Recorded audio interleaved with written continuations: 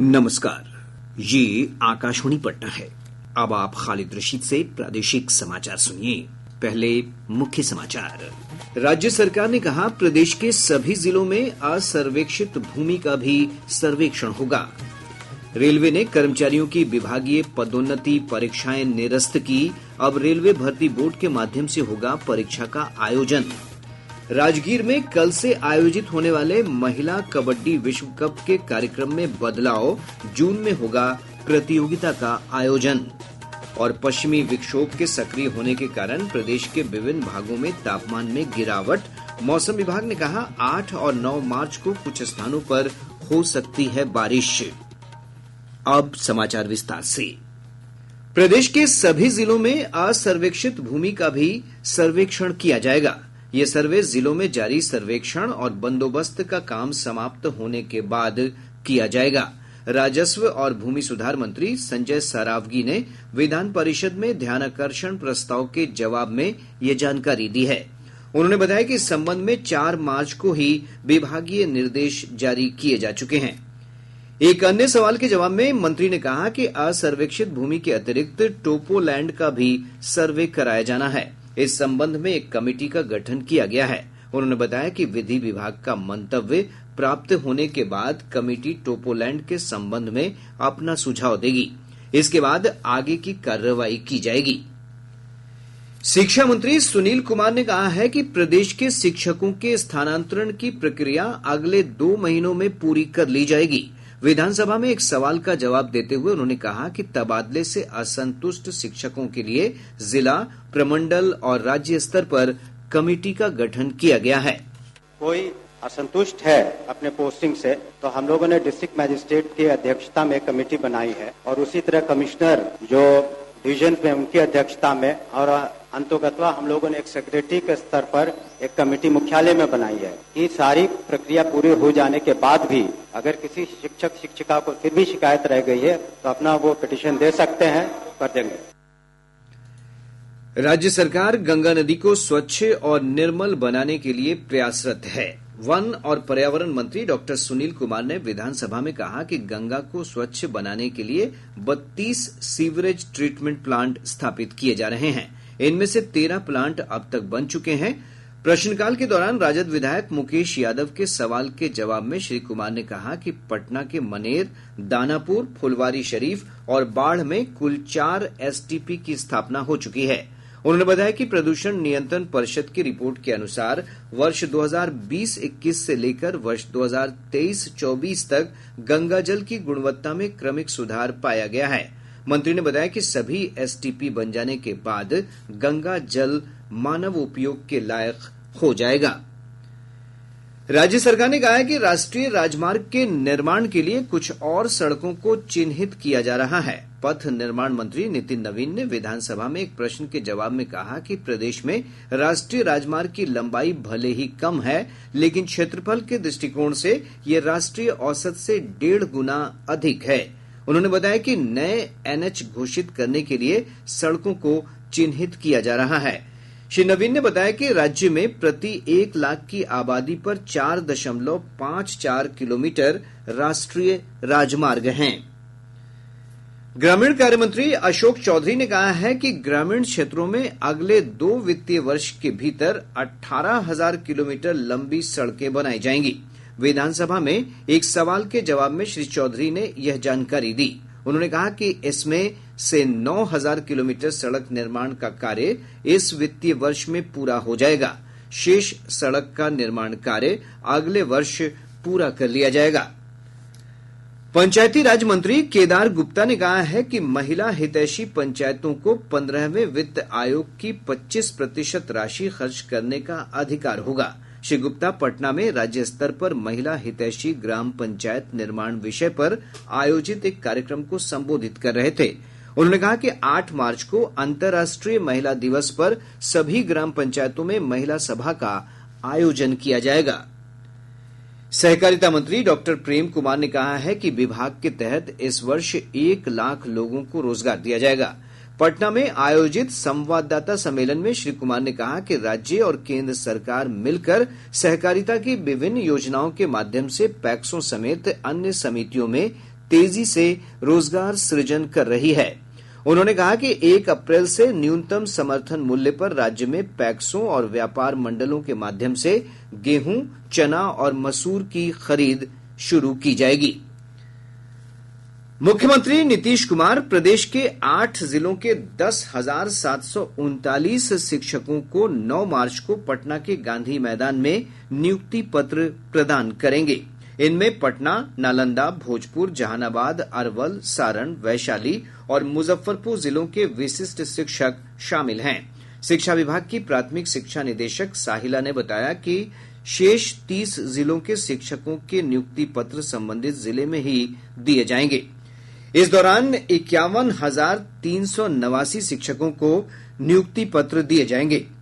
ये सभी शिक्षक बिहार लोक सेवा आयोग द्वारा आयोजित तीसरे चरण की नियुक्ति प्रक्रिया में चयनित हुए हैं। प्रदेश के गांवों में विवादों का स्थानीय स्तर पर समाधान करने के लिए ग्राम कचहरियों की अदालतें लगेंगी। पंचायती राज निदेशक आनंद शर्मा ने बताया कि प्रत्येक मंगलवार और शुक्रवार को ग्राम कचहरी बैठक कर विवादों की सुनवाई करेगी। श्री शर्मा ने उप विकास आयुक्तों और जिला पंचायत राज्य पदाधिकारियों के साथ वीडियो कॉन्फ्रेंसिंग के माध्यम से बैठक में यह जानकारी दी है। रेलवे बोर्ड ने कर्मचारियों की विभागीय पदोन्नति परीक्षाएं रेलवे भर्ती बोर्ड के माध्यम से कराने का निर्णय लिया है। रेलवे के अनुसार सभी विभागीय पदोन्नति परीक्षाएं केंद्रीकृत परीक्षा सीबीटी के माध्यम से कराई जाएंगी। पूर्व मध्य रेलवे के जनसंपर्क अधिकारी सरस्वती चंद्र ने बताया कि सभी क्षेत्रीय रेलवे परीक्षा के लिए कैलेंडर बनाया जाएगा। इसी के आधार पर परीक्षाएं आयोजित की जाएंगी। गौरतलब है कि लोको पायलट की विभागीय परीक्षा का पेपर लीक होने के बाद यह फैसला लिया गया है। प्रादेशिक समाचार आप आकाशवाणी पटना से सुन रहे हैं। और अब एक जरूरी सूचना।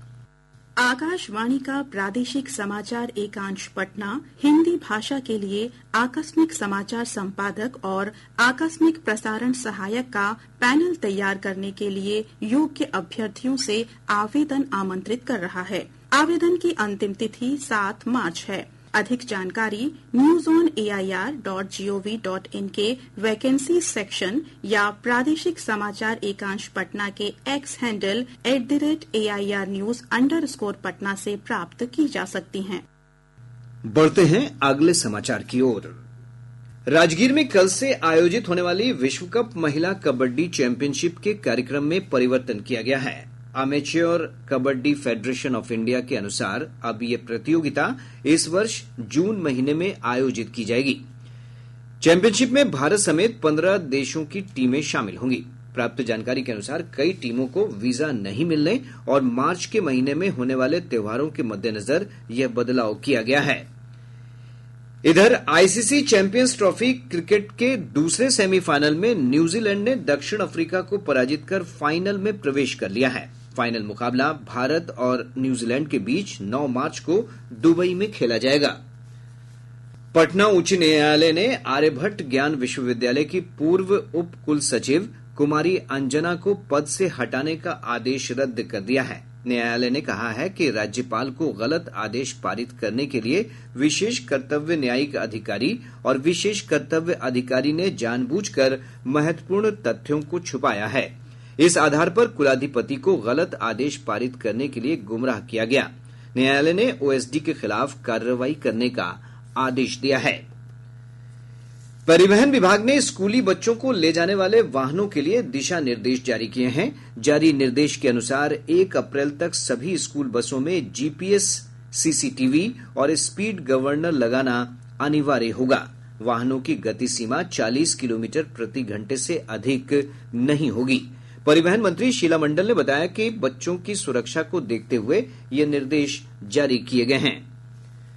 प्रदेश में पश्चिमी विक्षोभ के सक्रिय होने के कारण तापमान में उतार चढ़ाव जारी है। तेज पछुआ हवा के कारण अधिकांश स्थानों का अधिकतम और न्यूनतम तापमान सामान्य से 2 से 4 डिग्री सेल्सियस कम दर्ज किया गया। इससे सुबह और शाम के समय लोगों को ठंड का एहसास हो रहा है। वहीं तेज धूप के कारण दिन के तापमान में असामान्य वृद्धि रिकॉर्ड की गई है। मौसम विज्ञान केंद्र पटना के वैज्ञानिक ने बताया कि 8 और 9 मार्च को किशनगंज, भागलपुर, बांका और जमुई समेत राज्य के पूर्वी भागों में कुछ स्थानों पर हल्की बारिश हो सकती है। 8 एवं 9 मार्च के दौरान प्रदेश के पूर्वी भाग के जिलों विशेषकर किशनगंज, पूर्णिया, कटिहार, भागलपुर, बांका एवं जमुई में हल्की वर्षा की संभावना है। बिहार संयुक्त प्रवेश प्रतियोगिता परिषद की ओर से औद्योगिक प्रशिक्षण संस्थान ITI प्रवेश परीक्षा के लिए आज से आवेदन लिए जाएंगे। अभ्यर्थी 7 अप्रैल तक ऑनलाइन आवेदन कर सकते हैं। ये परीक्षा 11 मई को आयोजित होगी।